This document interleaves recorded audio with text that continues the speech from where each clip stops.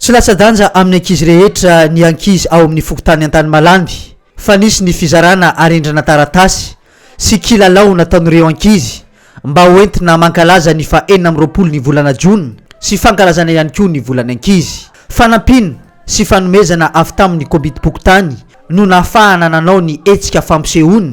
sy ny fizarana ny arendrana taratasy ho an'ny ankizy tao amin'ny fokotany an-tany malandy. Voalohany zao fampilalaovana ankizy zao satria andron'ny volana Jona ty dia andron'ny volana ireny ho an'ny ankizy ka tsy maintsy atao ny mampifaliana ny ankizy manao hirahira manao question pour les champions amaretina ny isantsika aby koa ataony ara-pitso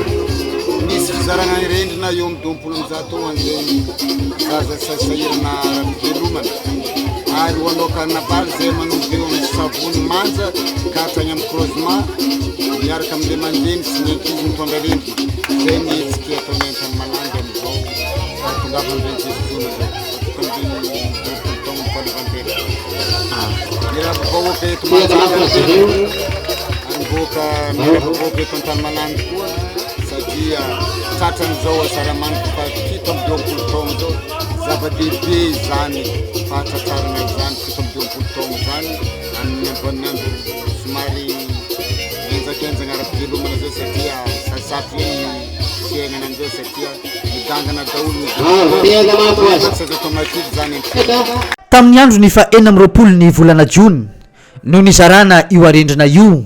fa ny hetsika fampisehoana nataon'ireo ankizy kosa dia nitanterana ny fa 15 ny volana Jona lasa teo iny teny amin'ny terminisy ny luna 10. Ny tanjona ho an'ny lehibe ny fokotany sy ny komity pokotany eny an-toerany dia ny mba ampitovy tantana ireo ankizy fa indrindra ny fankalazana ny fa 4 ny volana Jona.